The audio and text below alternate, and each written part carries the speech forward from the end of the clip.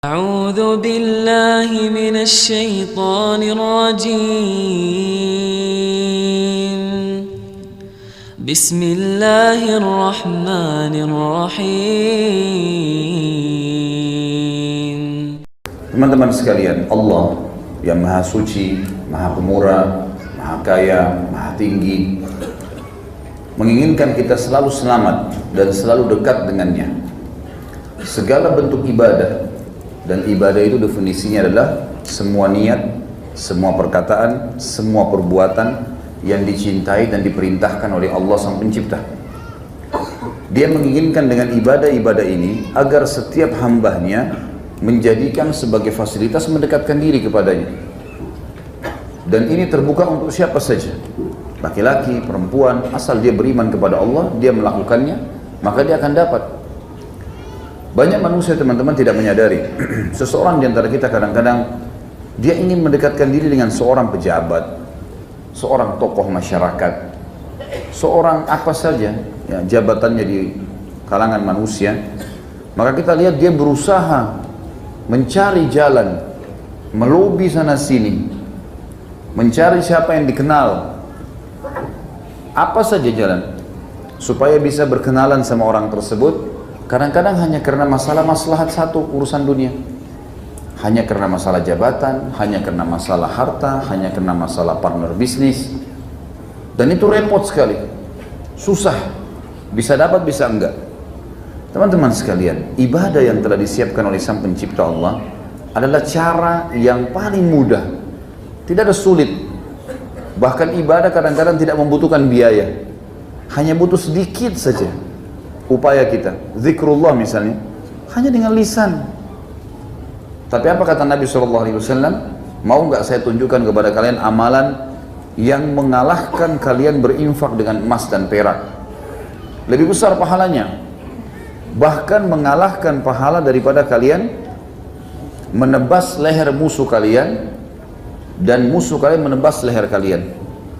Artinya jihad, kita membunuh musuh atau kita dibunuh mati syahid. Kata para sahabat, tentu ya Rasulullah. Kata Nabi SAW, lisanmu selalu berzikir kepada Allah, itu saja.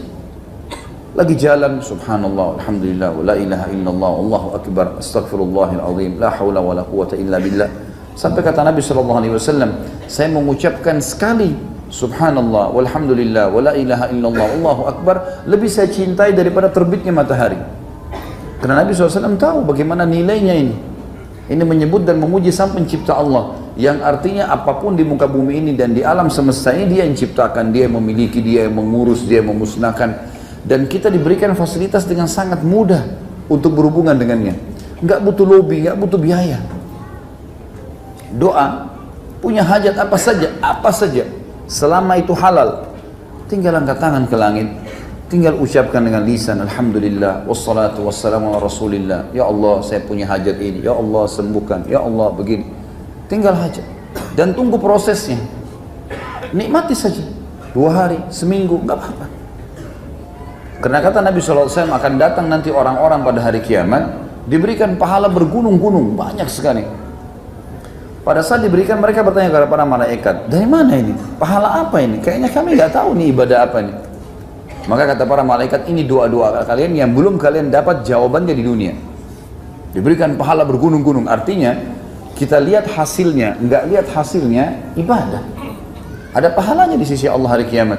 Maka pada saat itu, semua mereka berharap agar semua doanya di dunia belum dijawab sama Allah, biar disimpankan pada hari kiamat, karena besarnya pahala itu. Nggak ada modalnya.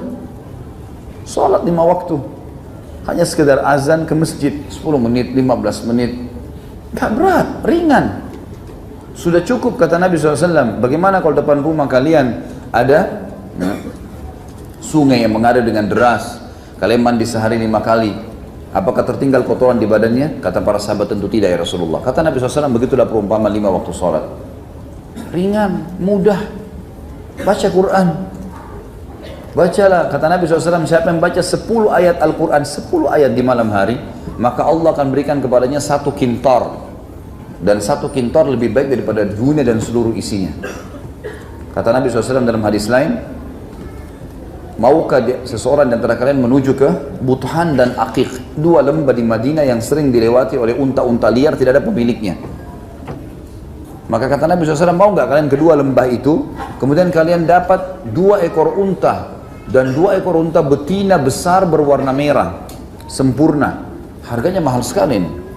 Ini harganya mungkin bisa 500 juta, tergantung lah. Ya. 1 ekor berarti 1 miliar lah. Mau nggak kalian dapat itu? Kata para sahabat, tentu ya Rasulullah. Kata Nabi SAW, seseorang di antara kalian pergi ke masjid, baca 2 ayat Al-Quran, lebih baik daripada 2 ekor unta. 3 ayat Al-Quran lebih baik daripada 3 ekor unta. 4 ayat Al-Quran lebih baik daripada 4 ekor unta, dan segitu seterusnya. Baca 100 ayat ya 100 ekor unta.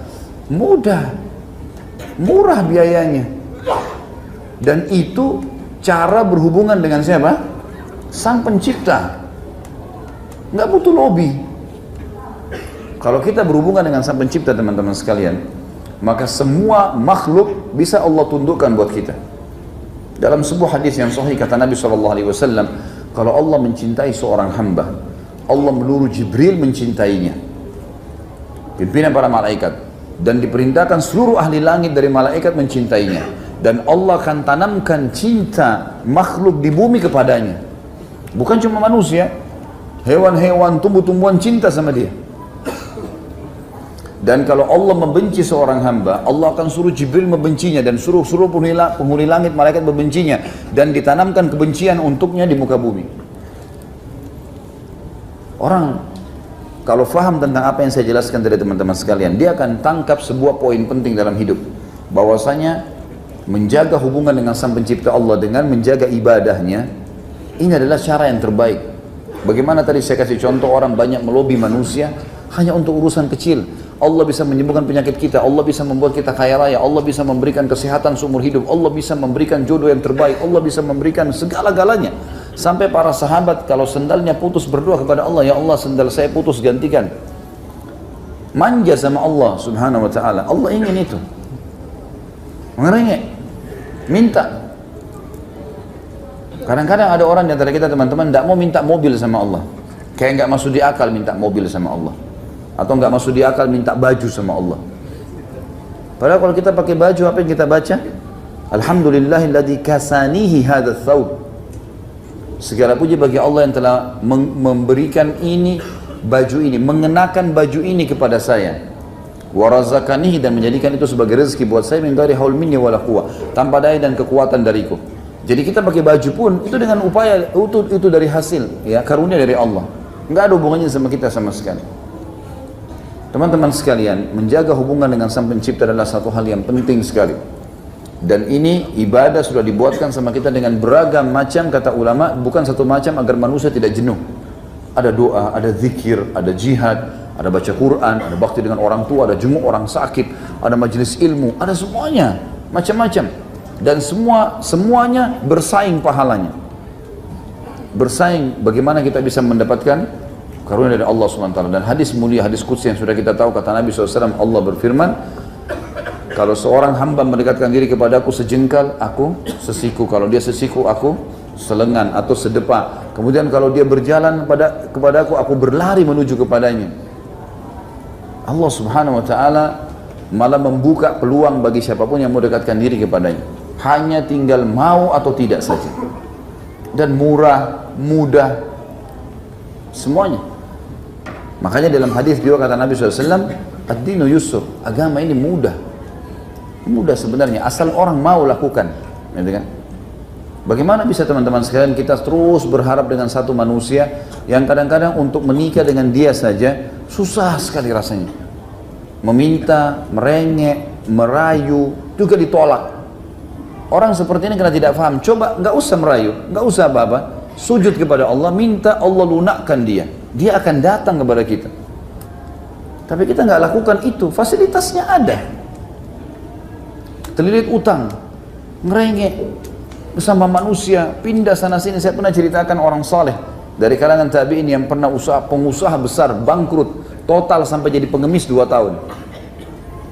Keliling-keliling, minta-minta bantuan, sampai dia tiba di satu masjid, Jami' Baghdad. Kemudian dia masuk, ada orang-orang miskin lagi terima banyak paket. Lalu kemudian dia datang, Dia tanya mereka, karena sudah susah. Dia bilang, siapa yang kasih kalian itu? Paket besar-besar dikasih, macam-macam isinya. Tuh orang di depan sana yang lagi sholat, lagi duduk tuh. Minta sama dia, dia akan kasih apa saja. Orang soleh datang ke sana. Dia bilang, begitu saya mendekat, Allah memberikan pelajaran kepada saya setelah 2 tahun, pengalaman. Saya mendekat, ternyata orang kaya itu lagi mengangkat tangannya ke langit sambil merengek, ya Allah berkahi, ya Allah berikan, ya Allah tambahkan. Lalu dia bilang, ngapain saya minta sama orang ini? Orang ini sendiri merengek sama yang di atas. Padahal saya juga bisa seperti dia, tinggal angkat tangan ke langit. Semenjak itu teman-teman, sebulan non-stop berdoa kembali semua kekayaannya. Cuma manusia kadang-kadang buru-buru. Dia kalau lobby manusia, dia bisa sabar. Ngajukan pengajian penaikan jabatan, dia sabar. Ajukan masuk ke kantor di root, dia nggak mungkin ketuk-ketuk, dibiarin. Paling cuma nanya asistennya, sekretarisnya, nggak berani nanya ke sana. Tapi kalau sama Allah protes. Padahal Allah yang membuat darahnya mengalir di urat sarafnya, yang membuat dagingnya dan ototnya melengket di tulangnya, yang memberikan sumsum dalam tulangnya, yang membuat dia bisa bernafas, yang bisa dia melihat. Bagaimana manusia melupakan hal yang besar lalu datang kepada hal yang kecil? Tunduk kepada Sang Pencipta teman-teman sekalian akan membuat seluruh makhluk ditundukkan oleh Allah untuk kita. Ini kata rahasia sederhana tapi banyak orang tidak fahamin dan tidak diamalkan. Coba rombak semuanya. Sebelum ke dokter berdoa sama Allah supaya dokter itu jadi penyebab sembuh. Sebelum masuk ke restoran minta sama Allah supaya dapat makanan yang terbaik, supaya kita dapat makanan. Sebelum menikah minta agar pasangan ini menjadi terbaik buat kita, agar Allah berkahi. Sebelum punya anak, ya Allah karuniahi kepada saya seperti para nabi-nabi, anak-anak yang soleh, dan seterusnya semuanya. Sebelum kuliah sudah menyampaikan kepada Allah, ya Allah jadikan yang saya pilih jurusan ini bermanfaat buat saya di agama saya, mudahin semuanya. Saya berulang kali praktekin ini teman-teman sekalian. Saya mau buat sesuatu, sebelum saya lakukan saya minta, ya Allah mudahkan ini semudah-mudahnya. Contoh, berulang kali saya mau pergi umrah, ya Allah mudahkan semudah-mudahnya dan berkahi sampai saya pulang. Tidak pernah satu kali pun teman-teman saya temukan kesulitan, tidak pernah. Dari pengurusan visanya, dari tiketnya, saya mau pindah, tiba-tiba terfikir kayaknya saya mau upgrade ke bisnis deh. Ada jemaah datang, biar saya yang upgradein tiketnya. Saya mau bayar, terus kemudian waktu itu hari saya mau berangkat juga, mau upgrade ke bisnis lagi, tiba-tiba di bandara dikatakan ini karena kartunya sudah mencapai kartu seperti ini, member anggotanya, maka tidak masalah, di upgrade tanpa bayar. Banyak hal. Kemudian pergi di sana, semuanya mudah. Saya bisa ketemu sama teman-teman saya bisa menyelesaikan banyak tulisan ceramah, sampai saya pulang kayak tidak terasa perjalanan itu. Banyak dimudahkan. Tapi memang kata kuncinya, kembalikan dulu sama Allah sebelum melakukan.